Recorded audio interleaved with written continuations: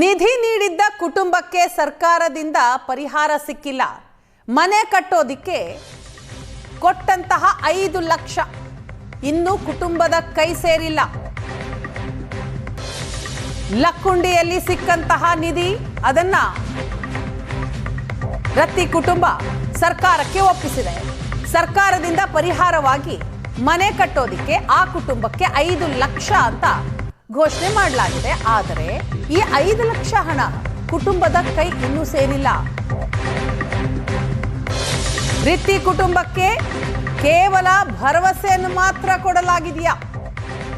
ಭರವಸೆಯಲ್ಲಿಯೇ ಮನೆ ಕಟ್ಟಿತ ಸರ್ಕಾರ ಅನ್ನೋದು ಸದ್ಯದ ಪ್ರಶ್ನೆ. ನಿಧಿ ನೀಡಿ ತಿಂಗಳು ಕಳೆದು ರಿತ್ತಿ ಕುಟುಂಬಕ್ಕೆ ಮಾತ್ರ ಇನ್ನೂ ಪರಿಹಾರ ಸಿಕ್ಕಿಲ್ಲ.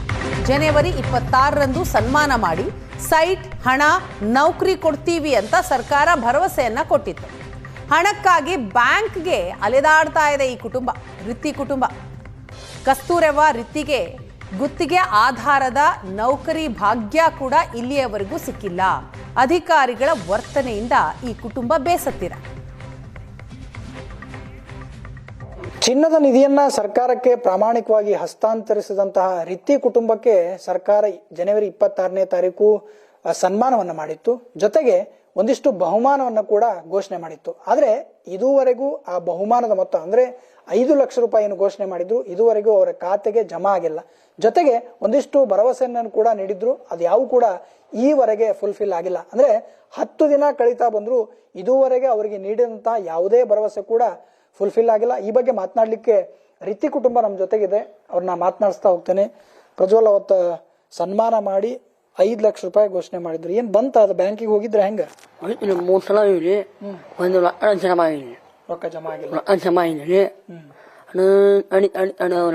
ಜಮಾ ನಾವು ಸುಮ್ಮ ಬಂದ್ರಿ, ವಾಪಸ್ ಹೋಗಿ ಬಂದ್ರಿ. ಹ್ಞೂ. ಅಮ್ಮ, ಎಷ್ಟ್ ಸಲ ಹೋಗಿದ್ರಿ? ಆಮೇಲೆ ರೊಕ್ಕನು ಮಾಡ್ಯಾರ, ಮತ್ ಜೊತೆಗೆ 30-40 ಸೈಟ್ ಕೊಡ್ತೇನಂದ್ರ ಆ ಸೈಟ್ ತೋರ್ಸಿದ್ರ ನಿಮ್ಗ? ಇಲ್ರಿ, ತೋರ್ಸಿಲ್ರಿ. ಇನ್ನ ಕೊಡ್ತೀವಿ ಅಂತೇಳಿ ಇವ್ನ ಕಾದಾಗ ಕೊಟ್ಟಾರ್ರಿ. ಅವ್ರ ಮತ್ತೆ ಹೊಳ್ಳಿ ಬಂದು ಏನು ಹೇಳಿಲ್ರಿ. ನಾವು ಮತ್ತೆ ಈಗ ಅವ್ರು ಕಟ್ಟಾಕ ನಮ್ಗೆ ಎಡ್ಕ ಬಲ್ಕ ಅವ್ರ ಮನಿ ಬಿದ್ದವು, ಹಾಕಸ್ರಿ ಅನ್ನಕತ್ತಾರ. ಅವ್ರ ಇನ್ನು ಕಳ್ಸಿರ್ತಾರ ದುಡ್ಡು ಅಂತ ನಾವು ಅಂದೀವ್ರಿ. ಆಜು ಬಾಜು ಮನಿಯವರು ಅದಾರ್ರಿ.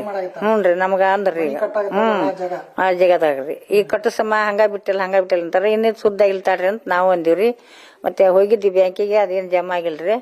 ಮತ್ತೆ ಏನ ಬೇಗ ಲಗುನ ಒಂದಿಟ್ಟು ನಮಗ್ ಸಹಾಯ ಮಾಡ್ತಾರಂತ ನಾವೀಗ ಕುಂತ್ಕೊಂಡಿವ್ರಿ. ಇನ್ನು ಕೊಟ್ಟು ಕಸಿಲ್ರಿ, ಕೊಟ್ಟಿಲ್ರಿ ನಮಗ. ಈಗ ನಿವೇಶನ ಹಂಚಿಕೆ ಪತ್ರ ಅಂತ ಮಾಡಾರ, ಇಲ್ಲಿ ಎಲ್ಲೂ ನಿಮ್ಗ ಜಾಗ ಯಾವ್ದು ಅನ್ನೋದು ಗುರುತಿಸಿಲ್ಲ. ಇನ್ನು ಕೊಟ್ಟೆ ಇಲ್ರಿ, ತೋರ್ಸಿಲ್ಲ. ಒಟ್ಟು ಹಂಗ ಇದನ್ನ ಕೊಟ್ಟಾರ್ರಿ, ತೋರ್ಸಿಲ್ಲ. ಇನ್ನು ಅದನ್ನೇನು ಮಾಡಿಲ್ರಿ. ಮತ್ತೆ ರೊಕ್ಕದ ಹಣದ್ದು ಬಂದಿಲ್ಲ.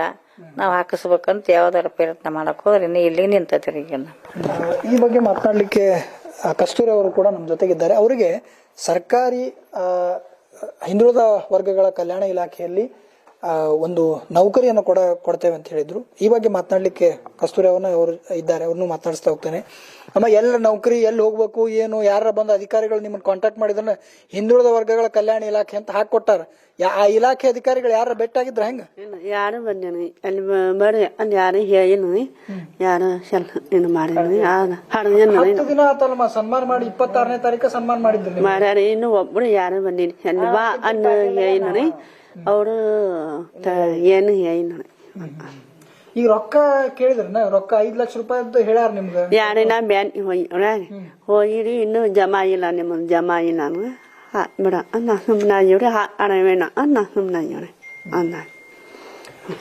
ಇದು ಒಟ್ಟಾರೆ ರಿತ್ತಿ ಕುಟುಂಬದ ಮಾತು. ಅಂದ್ರೆ ಸಮಸ್ಯೆ ಸುಳಿಯಲ್ಲೇ ಈಗ ಆ ರಿತ್ತಿ ಕುಟುಂಬ ಇರ್ತಕ್ಕಂಥದ್ದು. ಅಂದ್ರೆ ಏನು ನಿಧಿ ಸಿಕ್ಕ ಜಾಗದ ಸುತ್ತಲೂ ಏನಿದೆ ಅಲ್ಲೂ ಕೂಡ ಆ ಗೋಡೆಯನ್ನ ಕಟ್ಟಿಸ್ಬೇಕು, ಅಲ್ಲೂ ಕೂಡ ಖರ್ಚಿದೆ, ಮನೆಯನ್ನ ಕಟ್ಕೊಳ್ಬೇಕು. ಆದ್ರೆ ಈವರೆಗೂ ಸರ್ಕಾರ ನೀಡಿದಂತ 5 ಲಕ್ಷ ರೂಪಾಯಿ ಜಮಾ ಆಗಿಲ್ಲ. ಜೊತೆಗೆ ಏನು ನೌಕರಿ ಭರವಸೆಯನ್ನು ಕೊಟ್ಟಿದ್ರು ಆ ಇಲಾಖೆ ಅಧಿಕಾರಿಗಳು ಕೂಡ ಈಗಲೂ ಕೂಡ ಬಂದಿಲ್ಲ ಅನ್ನೋ ನೋವಿನ ಮಾತನ್ನ ರಿತ್ತಿ ಕುಟುಂಬ ಹೇಳ್ತಾ ಇದೆ. ಗದಗದಿಂದ ಕ್ಯಾಮ್ರಾ ಪರ್ಸನ್ ಲಿಂಗರಾಜ್ ಜೊತೆ ಗಿರೀಶ್ ಕಮಾರ್, ಏಷ್ಯಾನೆಟ್ ಸುವರ್ಣ ನ್ಯೂಸ್.